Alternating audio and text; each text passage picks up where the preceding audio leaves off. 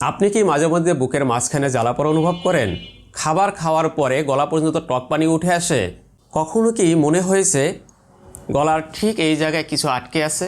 আমরা অনেকেই এটাকে সাধারণ গ্যাস্ট্রিকের সমস্যা ভেবে অবহেলা করে থাকি, কিন্তু জানেন কি, এই সাধারণ বুক জ্বালাপোড়াই অনেক সময় দীর্ঘমেয়াদে বড় সমস্যার কারণ হতে পারে। আজকের ভিডিওতে আমরা জানব গলা বুক জ্বালাপোড়া কেন হয়, কারা বেশি ঝুঁকিতে আছে, কখন ভয়ঙ্কর হতে পারে, আর কিভাবে নিজেকে সুরক্ষিত রাখবেন। আসলে আমাদের শরীরে কি ঘটে চলুন খুব সহজে জেনে নেই। আমাদের খাবার মুখ থেকে খাদ্যনালী হয়ে পাকস্থলীতে যায়। খাদ্যনালী এবং পাকস্থলীর সংযোগ স্থলে একটি পেশি থাকে যাকে লয়ার ইসোফেজিয়াল স্ফিংক্টার বলে। এটা একমুখী দরজার মতো কাজ করে। খাবার নিচের দিকে যেতে দেয়, কিন্তু পাকস্থলীর অ্যাসিড উপরে উঠতে দেয় না।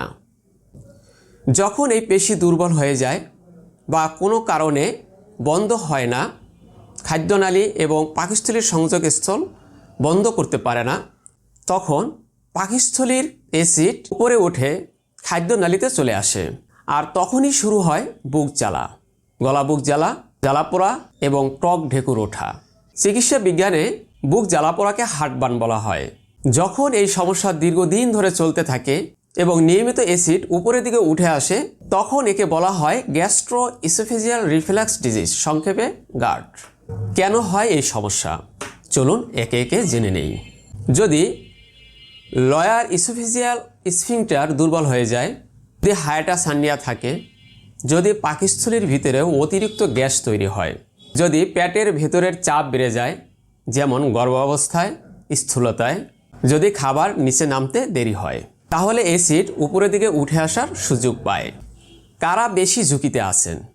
স্থূল ব্যক্তি, ধূমপানকারী, যারা তেলে ভাজা পোড়া বেশি খান, যারা ঘন ঘন বেশি পরিমাণে খাবার খান, খাওয়ার পরপরই শুয়ে পড়েন, অতিরিক্ত তেলে ভাজা ও মশলাযুক্ত খাবার গ্রহণকারীরা, বেশি চা, কফি ও কোমল পানীয় পান করেন যারা, গর্ভবতী নারী, মানসিক চাপগ্রস্ত ব্যক্তি, এরা বেশি ঝুঁকিতে থাকেন। কি কি লক্ষণ দেখা যায়? বুকের মাঝখানে জ্বালাপোড়া, গলা পর্যন্ত টক ঢেকুর উঠে আসা, গলা পর্যন্ত টক পানি উঠে আসা, গলা খুসখুস করা, স্বর ভেঙে যাওয়া, খাবার গিলতে কষ্ট, গলায় কিছু আটকে থাকার অনুভূতি। একটি বিষয় মনে রাখা খুবই জরুরি, যদি বুক জ্বালাপোড়ার সাথে বাম চোয়াল, বাম হাত, বাম পা ব্যথা করে, শ্বাসকষ্ট, ঠান্ডা ঘাম, বমি ভাব ও তীব্র দুর্বলতা থাকে, তাহলে দেরি না করে অতি দ্রুত চিকিৎসকের পরামর্শ নিন। বিশেষ করে বয়স্কদের ক্ষেত্রে বুক জ্বালাকে হালকাভাবে নেওয়া উচিত নয়। দীর্ঘদিন থাকলে কি হতে পারে? এখন অনেকেই বলবেন, আরে এটা তো গ্যাস্ট্রিকের সমস্যা, এতে আর কি হবে? কিন্তু দীর্ঘদিন অবহেলা করলে খাদ্যনালীতে ঘা হতে পারে। খাদ্যনালীর ঘা থেকে অতিরিক্ত রক্তস্রাব হয়ে রক্তশূন্যতা দেখা দিতে পারে, খাবার গিলতে কষ্ট হতে পারে, খাদ্যনালী সংকুচিত হয়ে যেতে পারে, এমনকি কোষের পরিবর্তন হয়ে ব্যারেটস ইসোফেগাস হতে পারে। আর ব্যারেটস ইসোফেগাস থেকে ভবিষ্যতে ইসোফেজিয়াল ক্যান্সার হতে পারে। তাই অবহেলা নয়, সচেতনতা জরুরি। এখন প্রশ্ন, আপনি কি করবেন? চলুন খুব বাস্তব কিছু করণীয় বলি। খাবারের ক্ষেত্রে যা যা করবেন: খুব বেশি খাবার একসাথে খাবেন না, অল্প পরিমাণে বারবার খান, খাবার খেয়ে শুয়ে পড়বেন না, ঘুমানোর 2 থেকে 3 ঘন্টা আগে খাবার খাবেন, খাবারের পর বেশি পরিমাণে পানি খাবেন না, খাবারের পরে অল্প পানি খাবেন এবং খাবার হজম হওয়ার পরে আপনার পিপাসা অনুযায়ী পানি খাবেন। খাবার ভালো করে চিবিয়ে খান, চা কফি খাওয়া কমিয়ে দিন, খাওয়ার সময় পুরো পেট ভরে খাবেন না। একটি নিয়ম বলে দেই, পুরো পেটটাকে 3 ভাগে ভাগ করবেন, 1 ভাগ খাবার, 1 ভাগ পানি, আর 1 ভাগ ফাঁকা থাকবে। তাহলে আপনার এই বুক জ্বালার সমস্যাটা কমে যাবে।